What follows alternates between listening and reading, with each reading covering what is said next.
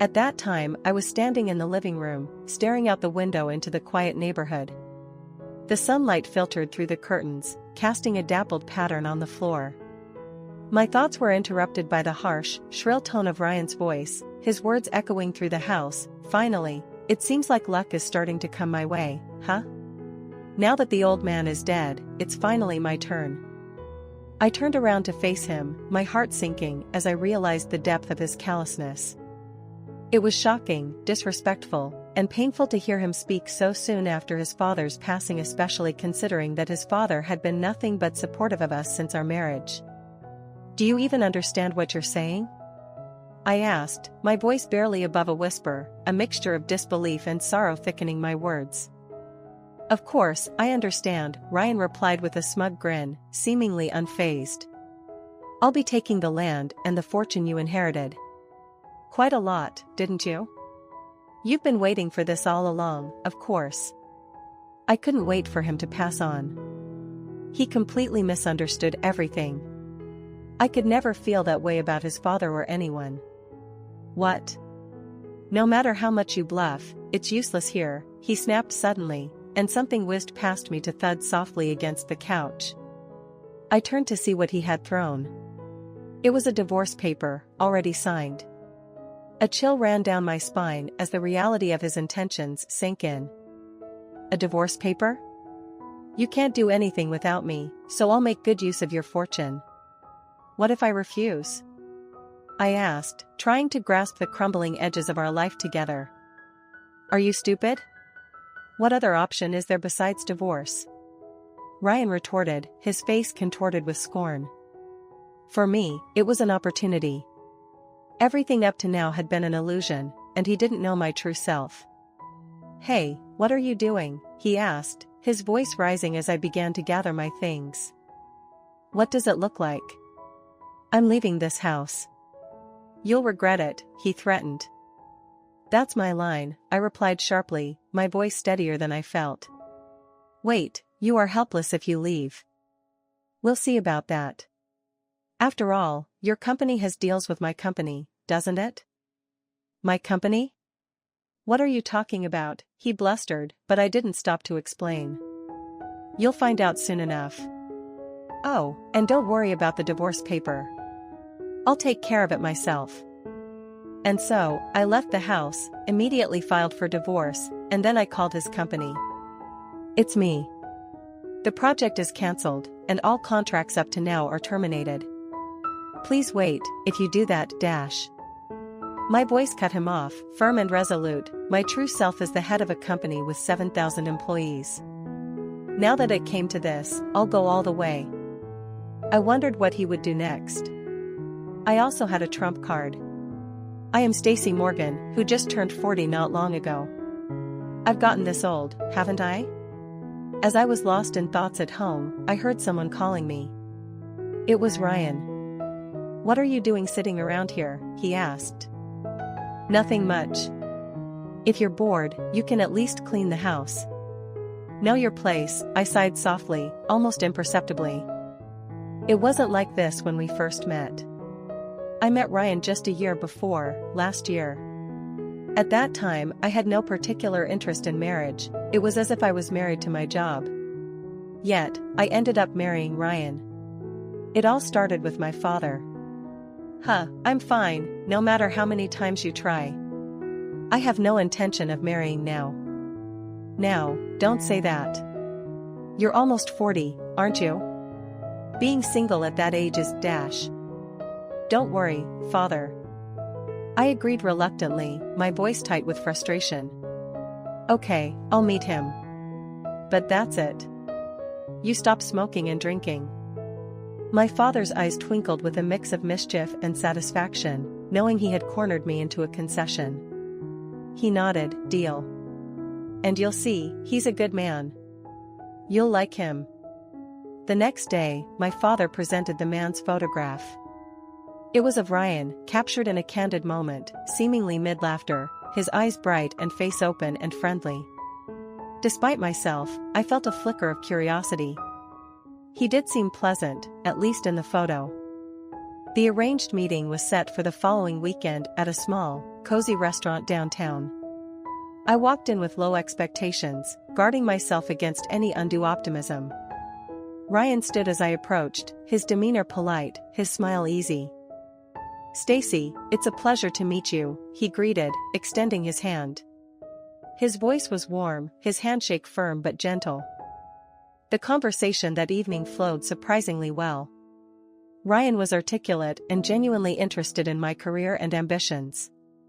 He listened intently, laughed at the right moments, and shared stories of his own experiences that mirrored some of my own aspirations. Despite my initial resistance, I found myself enjoying the evening more than I had anticipated.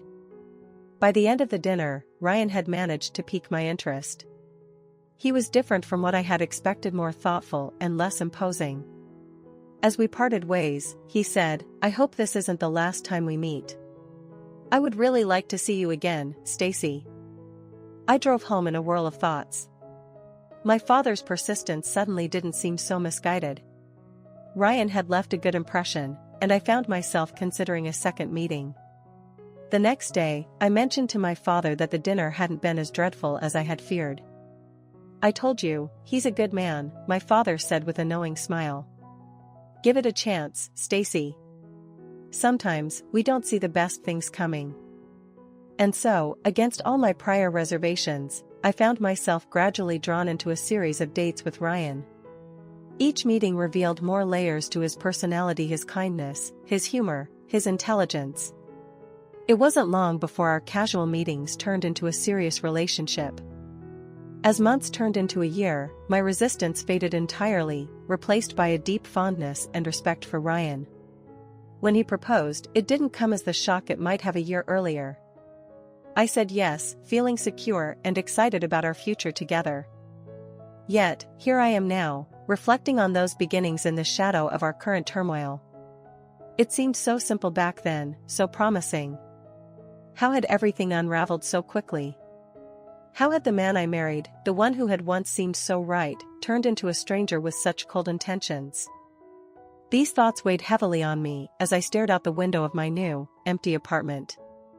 The freedom I had gained felt bittersweet, tinged with the loss of what I had once believed my marriage would be.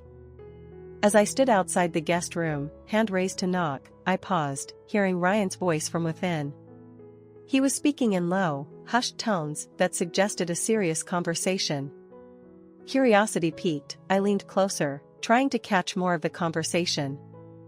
"I understand things are going smoothly here." "Yes, don't worry," Ryan murmured through the door.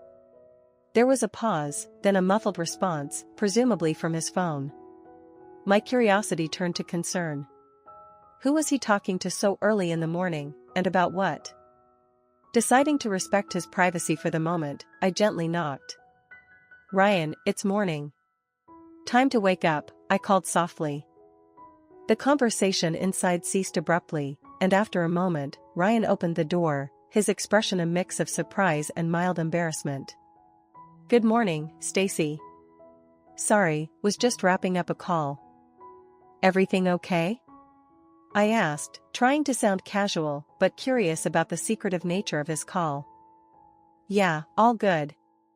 Just business stuff, you know how it is," he replied with a quick, somewhat forced smile.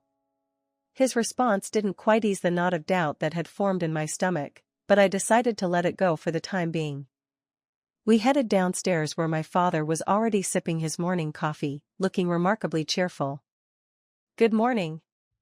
I hope the guest room was comfortable," he said to Ryan, who nodded appreciatively. "Yes, thank you, it was perfect," Ryan answered, settling down at the breakfast table. My father's eyes twinkled with satisfaction as he watched us, clearly pleased with how things were unfolding. As we ate, the conversation flowed easily, mostly driven by my father's anecdotes and Ryan's enthusiastic responses. Ryan was indeed captivating when he spoke, his charisma evident and his ambition clear in his every word and gesture. He talked about his plans for the future, his dreams of wealth and success, which seemed to align so well with what my father admired. After breakfast, Ryan excused himself to make another call, leaving my father and me alone. "So, what do you think of him?" My father repeated his question from the night before, his gaze keen and expectant. He's certainly ambitious and charismatic, I conceded, thinking about the morning's interaction and the snippets of conversation I had overheard. He reminds me a bit of you, actually. Ambitious, charming. My father laughed heartily. That's why I like him. He has that spark, that drive to succeed. It's important, Stacy. That kind of drive is what makes things happen. I nodded, though part of me remained uneasy. Ryan's ambitions were clear, but so was a certain ruthlessness in his tone when he thought no one was listening. His talk of becoming a president by any means necessary echoed in my mind, and I couldn't help but wonder about the nature of his past dealings and his moral compass. For the rest of the day, Ryan's presence was felt throughout the house, his laughter ringing out, his footsteps echoing in the halls. As I watched him interact with my father, both of them full of plans and laughter, I felt a mixture of admiration and apprehension. He was indeed like my father in many ways, charming, driven, but perhaps also a bit reckless in his ambitions. As I pondered this, I realized that understanding Ryan fully would require more than just observing his charming facade. It would require seeing the man behind the ambition and the charm, a task I was now more intrigued and determined to undertake. After he hung up, Ryan seemed agitated, rubbing the back of his neck as he paced back and forth across the living room. That was my manager, he said finally, his voice strained. There are some big changes happening at work. Changes? Like what? I asked, concerned but also curious about the sudden shift in his demeanor. They're promoting me to a higher position, but it comes with a catch. I need to relocate. We need to move to another city, he revealed, his eyes searching mine for a reaction. The news took me by surprise.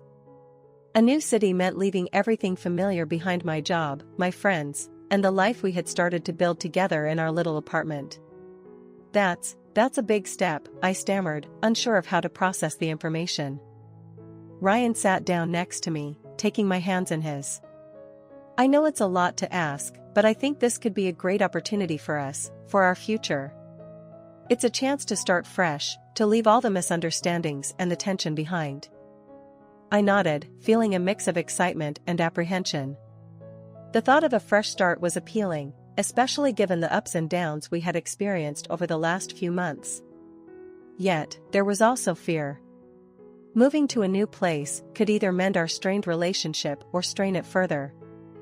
Let's think about it together, I suggested, squeezing his hands. We'll weigh the pros and cons, and decide what's best for us as a couple. Ryan smiled, relieved. Thank you, Stacy. I just want us to be happy, and I think this could really help. As the days turned into weeks, we discussed every aspect of the potential move. We talked about where we would live, what I would do about my job, and how we would manage the transition. It was during these discussions that I saw glimpses of the Ryan I had fallen in love with, the considerate, thoughtful man who had first charmed me at that dinner hosted by my father. However, beneath the surface of these planning sessions, I could feel the weight of his earlier doubts and the harsh words he had once thrown at me. They lingered like a shadow, a reminder of the fragile state of our relationship. Then, one rainy evening as we were finalizing our decision about the move, Ryan turned to me with a serious look in his eyes. Stacy, I know I've made mistakes.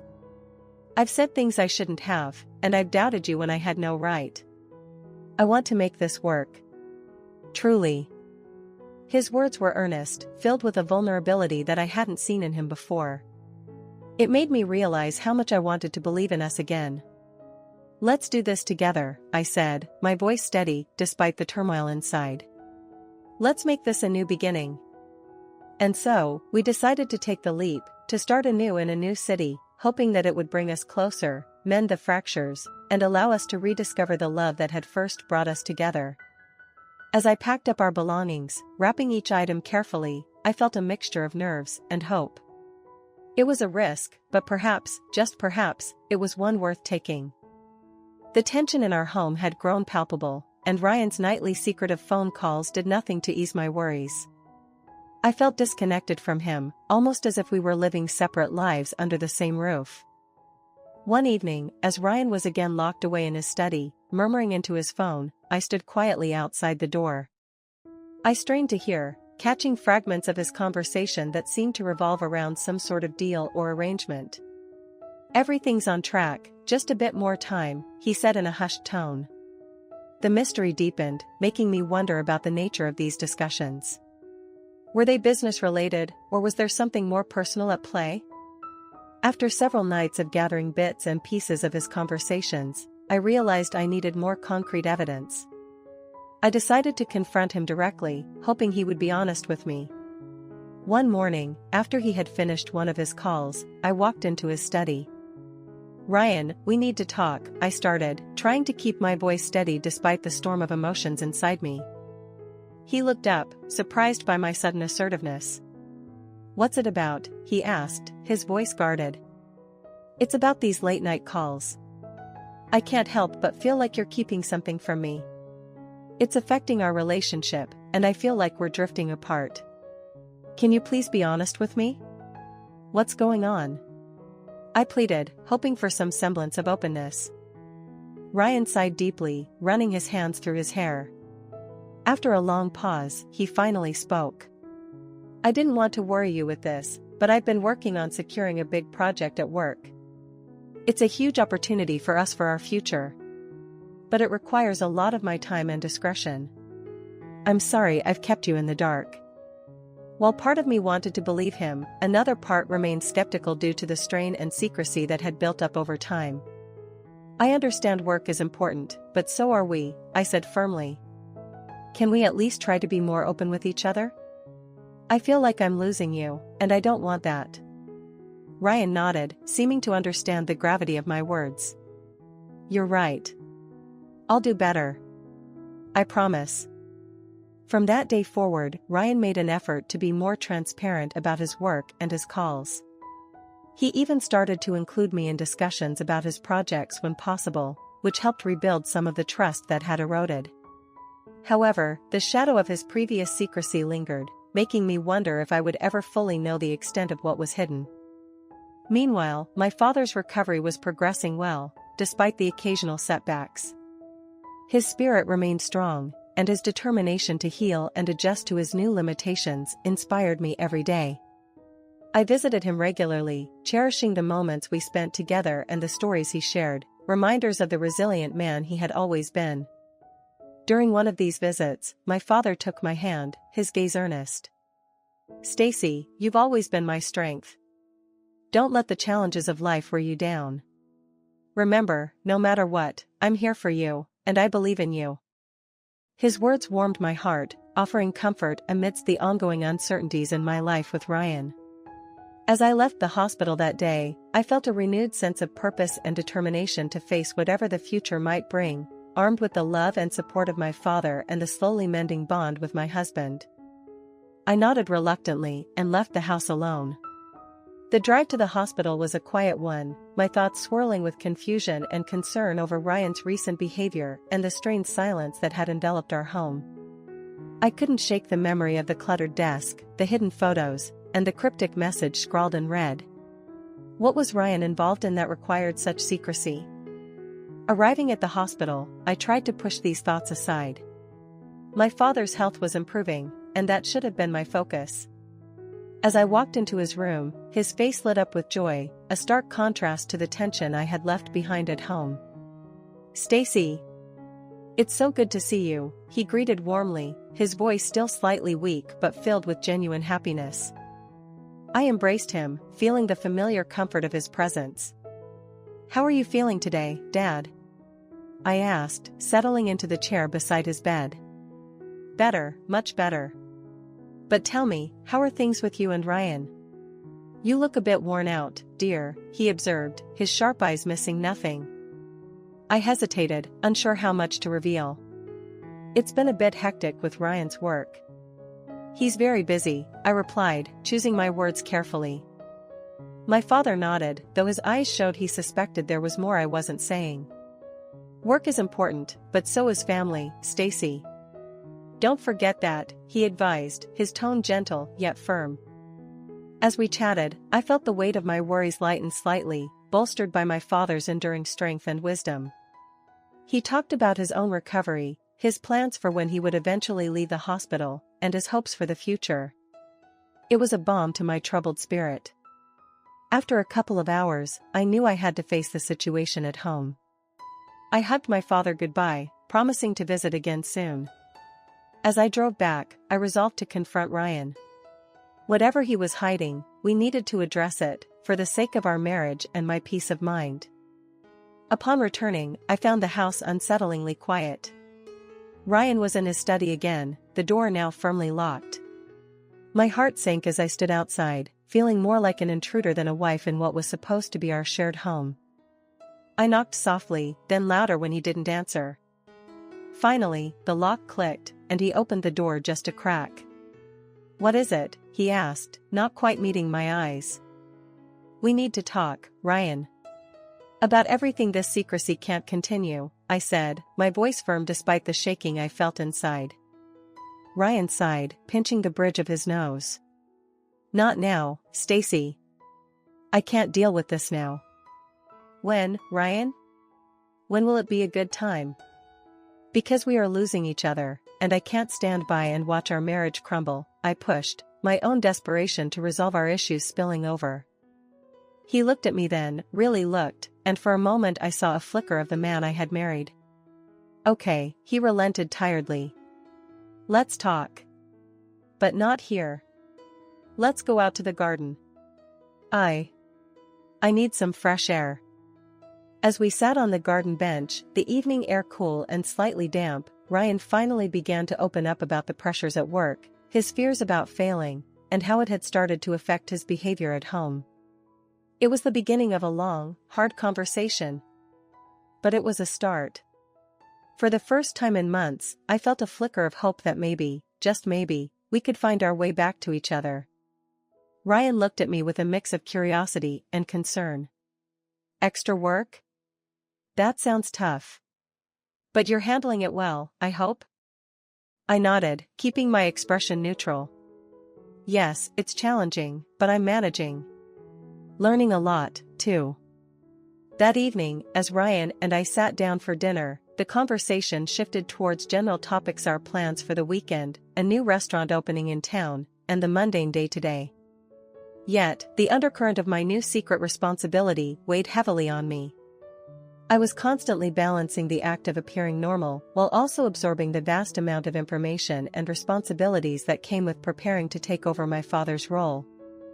Over the next few weeks, I spent every possible moment at the company, learning the ropes, understanding the operations, and meeting with different department heads who were surprisingly supportive. They were all aware of my father's decision and respected his choice, providing me with insights and guidance.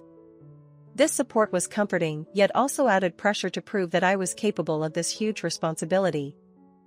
At home, I tried to maintain a semblance of normalcy, but Ryan started to notice small changes.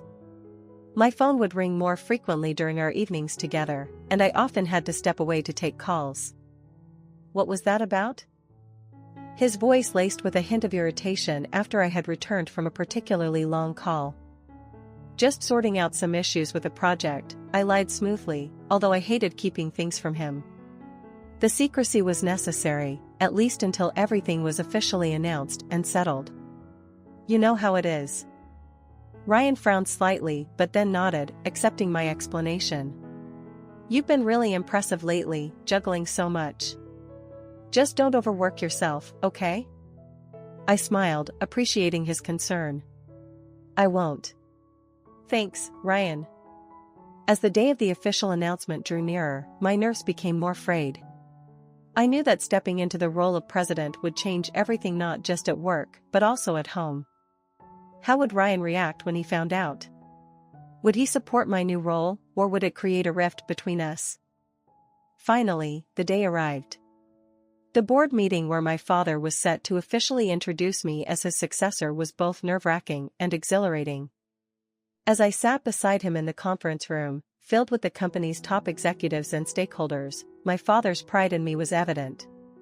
He introduced me with glowing terms, speaking of his confidence in my abilities and his decision to choose me as the next leader of the company. The reaction in the room was a mixture of surprise and applause. Many were shocked but supportive, while a few seemed unsure, their faces unreadable. I accepted the role officially, promising to do my best to uphold the values and vision my father had set for the company. After the meeting, as I prepared to go home and tell Ryan everything, I felt a mixture of fear and anticipation. How would he take this news? Would he see this as a betrayal of our personal life, or would he understand the necessity of keeping it a secret until now? As I walked through our front door that evening, I knew it was time to find out. Ryan greeted me with a smile, unaware of how the conversation we were about to have could potentially change our lives forever. My father's death was a significant shock, and his final words about Ryan haunted me. What did he mean? What was in the envelope he mentioned? These thoughts churned through my mind as I dealt with the immediate aftermath of his passing. The next day, after handling necessary arrangements and still reeling from the events, I knew I had to find the envelope my father referred to. With a heavy heart, I went to my father's study, a place filled with memories of him, each one sharp and poignant now. His desk was as he always kept it, meticulously organized despite the numerous documents and personal items it held. I opened the drawer slowly, almost fearing what I might discover. There, tucked beneath some files, was the envelope, sealed and marked with my name in my father's clear handwriting. With trembling hands, I opened it. Inside, there were several sheets of paper, including a letter from my father and several legal documents. The letter was written in his typical concise style, each word heavy with meaning. Stacy, it began, if you are reading this, then I am no longer able to protect you and the company. I've always known Ryan had ambitions, but recent discoveries have led me to believe they extend far beyond what I initially perceived. Below are documents and evidence that Ryan has been manipulating company resources and plans to take over, not just the company, but more than we ever imagined. Protect yourself and the legacy of our family. I trust you, my capable daughter. The legal documents detailed various transactions and communications that Ryan had hidden from the company's board and me, showcasing a clear trail of deceit and manipulation. My heart raced as I absorbed the depth of the betrayal. My father's warning now made chilling sense, and the trust one once had in Ryan crumbled completely. I needed to act, but how? Confront Ryan? Go straight to the company's board? Involve legal counsel? Each option spiraled into complex potential consequences.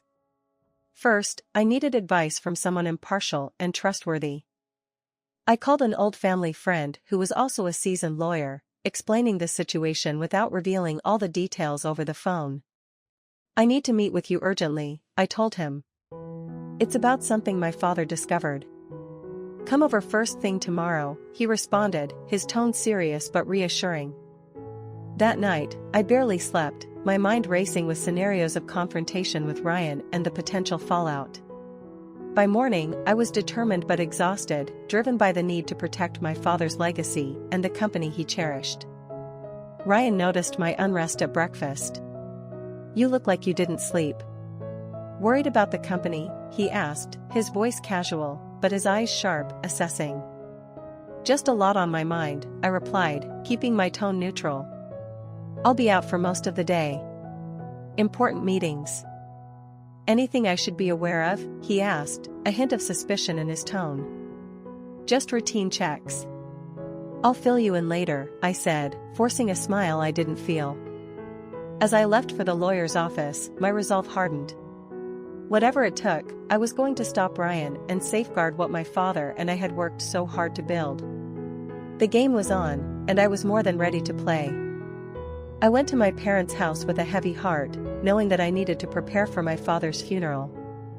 It was a difficult time, but necessary. When I arrived, my mother expressed concern about troubling me while I was busy, but I reassured her that this was the priority. As we divided the funeral preparations, my mother mentioned something my father had said about checking his study. It jogged my memory, and I realized I had almost forgotten about it. I made my way to his study, located at the end of the first floor. It had been a while since I had been in there. Inside, I found the envelope he had mentioned and immediately went through its contents. What I discovered inside made everything that had been happening clearer. It seemed my father had been gathering something for my sake. On the back of the envelope, there was a handwritten message from him. Reading it made me realize that I no longer needed to hold back my anger and hatred toward Ryan, and I vowed to keep those feelings hidden until the right moment came. The funeral proceeded smoothly, and I felt we gave my father a proper send-off. However, I knew it wasn't over yet. Later, my mother called, and we decided to gather at my parents' house, just the three of us, my mother, Ryan, and me. We decided to open my father's will, which he had apparently prepared during his hospital stay. The contents revealed that the family home and half of the estate were left to my mother, while the rest, including the land, was left to me. It was a lot to inherit, and I wasn't sure what to do with it all. As the will reading concluded without issue, my mother suggested we go out to eat, but Ryan abruptly announced he was leaving. I couldn't help but notice the smirk on his face. It was then that I began to realize his true nature. After saying my apologies to my mother, I left the house, immediately following Ryan. I had a feeling he might be up to no good. When I arrived home, I found him lounging on the sofa, as if he owned the place. He asked what took me so long, insinuating that I was dawdling. I told him I came straight home. Then, with a smirk, he began to talk about how luck seemed to be turning his way now that my father was gone. It was clear that he didn't understand the gravity of his words, and it chilled me to the bone. I understood his intentions all too well. Ryan had been waiting for this moment, anticipating inheriting the land and fortune, eager to take it all for himself. His words cut through me like a knife, revealing his true colors. But even as he demanded I hand over everything, including the divorce papers he had already prepared, I couldn't bring myself to comply. Despite his threats and insults, I refused to give in. He tossed the divorce papers at me, demanding I sign them, but I couldn't accept such manipulation. It was clear he had no respect for me, seeing me as nothing more than a means to an end. As he declared his intentions to leave, believing himself to be the skilled one who would make use of my fortune, I realized that this was my chance to break free from his toxic grasp. I stood my ground, refusing to be intimidated any longer.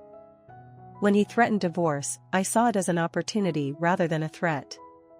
It was the chance I had been waiting for, to escape from his control and reclaim my life. So, without hesitation, I left the house, knowing that it was the right decision for my own well-being. Heading straight to the main street, I called for a limousine to take me to the city hall. There, I wasted no time in submitting the divorce papers, eager to sever all ties with Ryan once and for all. I wanted nothing to do with him or his deceitful ways. With the papers filed, I made my way to a certain place, driven by a sense of determination and resolve. It was time to take action, to reclaim what was rightfully mine and seek justice for the pain he had caused me. Entering the president's office, I knew what needed to be done. Despite the suddenness of the meeting, I explained the situation to President Hansen, knowing that he would understand. It was time to put an end to Ryan's schemes and ensure that justice was served. As I waited for Ryan to arrive, I knew that this was just the beginning. I had a plan in motion, and I wouldn't rest until I had reclaimed what was rightfully mine. With determination in my heart and a sense of justice on my side, I was ready to face whatever challenges lay ahead. As Ryan stood frozen before me, the weight of his actions crashing down on him, I couldn't help but feel a sense of satisfaction. It was time for the truth to come to light, for justice to be served. I greeted him with a calm demeanor, hiding the torrent of emotions. After all, I had spent years hiding my true feelings, waiting for the right moment to reveal them. Ryan's confusion was evident as I revealed myself as the president of the company. It had been a secret I had kept from even President Hansen, knowing that it would be too troublesome if he knew. Handing over the envelope my father had left me, I watched as Ryan's face paled with realization. Everything my father had researched and documented about Ryan's illegal activities was contained within those papers. It was clear that Ryan had done something unforgivable, using bribes and illegal methods to secure contracts. But as he tried to claim his right to inherit, I couldn't help but correct him. He had no right to anything that I had inherited. There was supposed to be a division of assets, but he had no claim to what was rightfully mine. Ryan's whole premise had been built on a lie. His father's supposed suicide due to a cancelled deal with a company similar to ours was nothing more than a fabrication. And as President Hansen confirmed, there was no record of any such deal in our company's past. Realizing the extent of his mistakes, Ryan was led out of the president's office, his fate sealed by his own actions. It was a bittersweet moment for me, knowing that justice had been served, but also mourning the loss of the man I had once loved. In the aftermath, President Hansen informed me that Ryan had been fired and was facing legal action for embezzling company funds. It was a fair response to his deceit and betrayal. But even as Ryan reached out to me, seeking forgiveness and understanding, I knew that our relationship was beyond repair. His apologies were too little, too late. I couldn't support him any longer, not after everything he had done. Deleting his contact information from my phone, I couldn't help but feel a sense of liberation. I was free from his toxic influence, ready to move forward without him by my side. Sitting in the president's office, I thought about the words my father had written to me.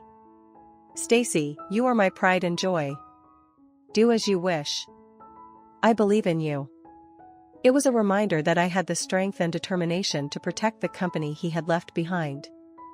And so, with my father's words echoing in my mind, I vowed to protect the company with my life, ensuring that his legacy would live on.